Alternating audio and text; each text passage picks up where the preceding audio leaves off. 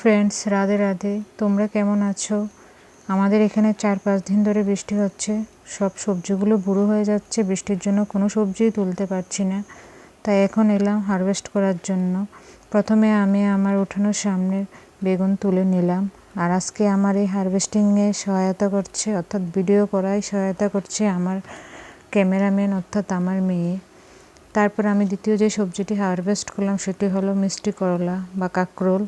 কাঁকরোলগুলো বৃষ্টির জল পেয়ে খুবই সুন্দর হয়ে উঠেছে এবং এগুলো তুলতে আমার খুবই আনন্দ হচ্ছিল, এত সতেজ ছিল কাঁকরোলগুলো। তারপরে হলো বেগুন, আবারও বেগুন তুলে নিলাম, পার্পল কিং বেগুন, এগুলো গোল বেগুন।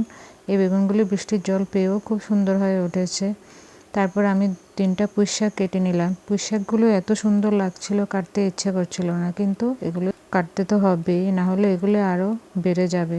ঢেঁড়স হারভেস্ট করার ভিডিওটা আমার মেয়ের হাতে মিস হয়ে গেল, ওর ভিডিও অন করতে মনে নেই, ও বলছে। তারপর আমি 2-3টা ঢেঁড়স হারভেস্টের ভিডিও করলাম শেষের দিকে। তারপর আমি আমার ছাদে আরও এক ধরনের বেগুন ছিল, হোয়াইট লং ব্রিঞ্জল, সেগুলিও তুলে নিলাম। যদিও এগুলো আর এখন লং নয়, কারণ অনেক বেগুন এর গাছ থেকে তুলেছি। তারপর আমি সবশেষে কাঁচা লঙ্কা কিছু তুলে নিলাম, তুলে আমার সবজির ডালাটা আজকে ভর্তি করলাম। ভিডিও ভালো লাগলে ভিডিওতে একটা লাইক দেবেন, সাপোর্ট করবেন।